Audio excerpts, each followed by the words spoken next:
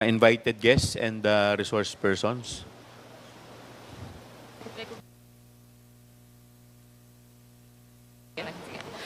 Thank you, Your Honor. To all the resource persons invited, kindly stand up and raise your right hand, please. Representatives and resource persons from the Office of the Vice President, COA, and DBM po. Thank you, ma'am. Mr. Chair, Yes, the Honorable yes, Vice when you President. sent a letter to the Office of the Vice President, you attached a copy of the rules Okay. in aid of legislation. Yes po. Yes, sir. Nakalagay po doon na witnesses lang po ang ino-oath. Sabi niyo po ngayon sa amin, resource persons kami. Ang ano po, considered as resource person po. Ang ano po. Kayo po. Kaya nga po. Yes po. Lahat po ino-oath po. Yes. Apo. Nakalagay po sa rules ninyo, witnesses. Nakalagay po dito ngayon sa table, resource persons. Lahat po considered as resource person and witness. Lahat po naman kayo, lahat resource person pa eh. Wala pa naman po tayong tinatawag na, lahat po considered as resource person pa naman po. Right. Opo. Ang nasa rules ninyo, witnesses lang po ang nag-o-oath. Wala po kayong rules sa resource persons.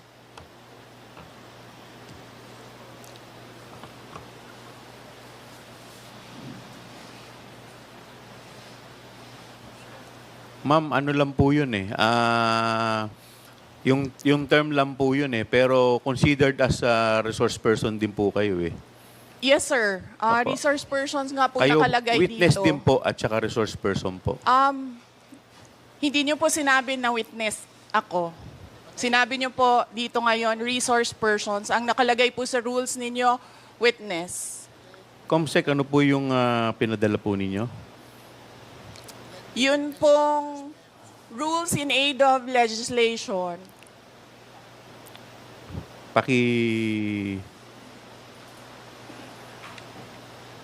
Mr. Chair, point of order. What is the point of order of the Honorable Because Congressman this issue about Macapagal? witness, resource person, etc., etc. Ma'am, pakilakas lang po, hindi po marinig.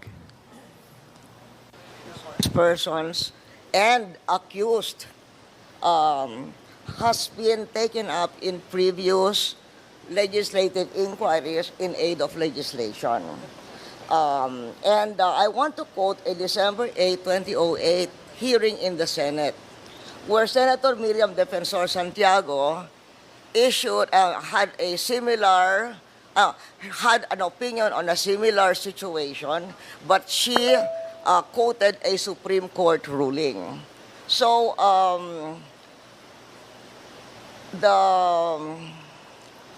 the Constitution provides that no person shall be compelled to be a witness against himself. The Supreme Court has repeatedly emphasized that there is a difference between a mere witness and the accused.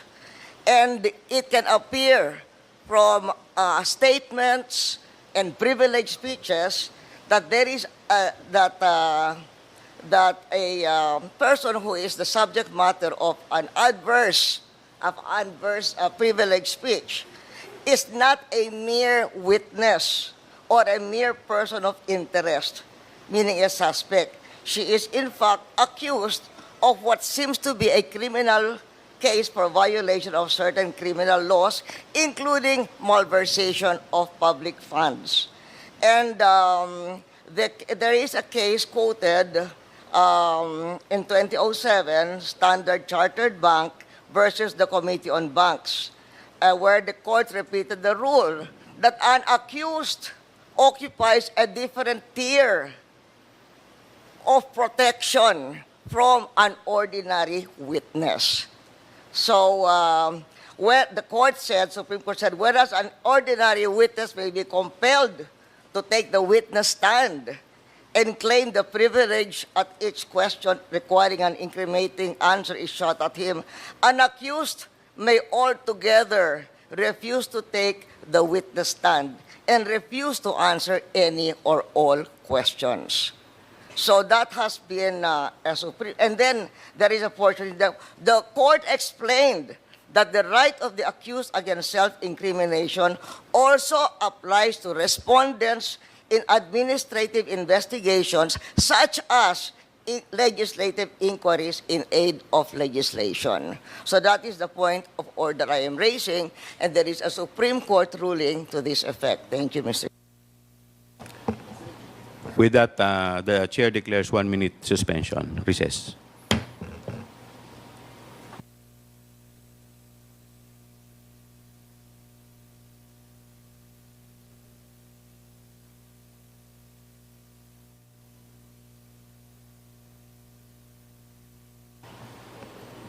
Hearing resumes.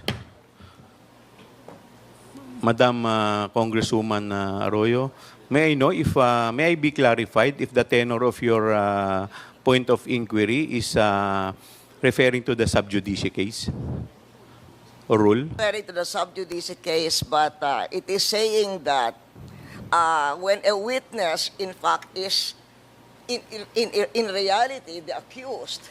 Ma'am, pakilakas po ng konti. Medyo hindi ko po... What he's saying is that if by the nature, for instance, of the privileged speech, if the witness is not a mere witness, but the person being asked is not a mere witness or a mere person of interest, he is in fact the accused of what seems to be a case including malversation of public funds. And the court repeated the rule that an accused occupies a different tier of protection from an ordinary witness. So from given what Miriam Defensor Santiago said and the Supreme Court ruling that she's quoting, we cannot we cannot just trivialize. Kasi you're just a witness. You're a witness. Pareho na rin yung witness, resource person. They are not the same. The Supreme Court says they are not the same. And somebody who appears to be the accused has a different tier of protection from a witness. And in fact, can refuse to take the witness stand. Congressman Flores, you're recognized. Mr. Chair, this is an inquiry in aid of legislation, and no one is technically accused of any wrongdoing here, Mr. Chair. Mr. Chair, look at the speech. Ma'am, Look at the please, speech, Mr. Chair, ma'am, the privilege. please wait to be Mr. recognized Chair, first. may I request a Wait. 1 I will- minute I will- recess? 1 minute. 1 minute Thank recess you. declared by the Yes. chair.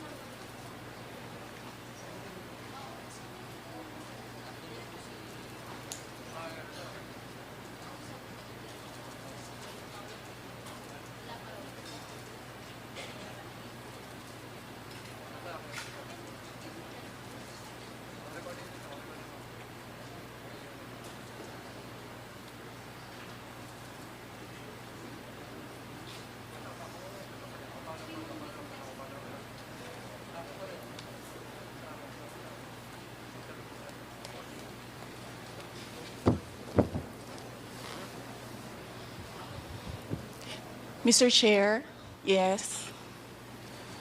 Mr. Chair, Session resumes. Mr. Chair, may I speak? You will be given the opportunity later, Okay. Madam Vice President. In any event, the point of the Honorable Arroyo is well taken, but we will proceed to the oath taking. If the Vice President refuse to take her oath, we will respect that.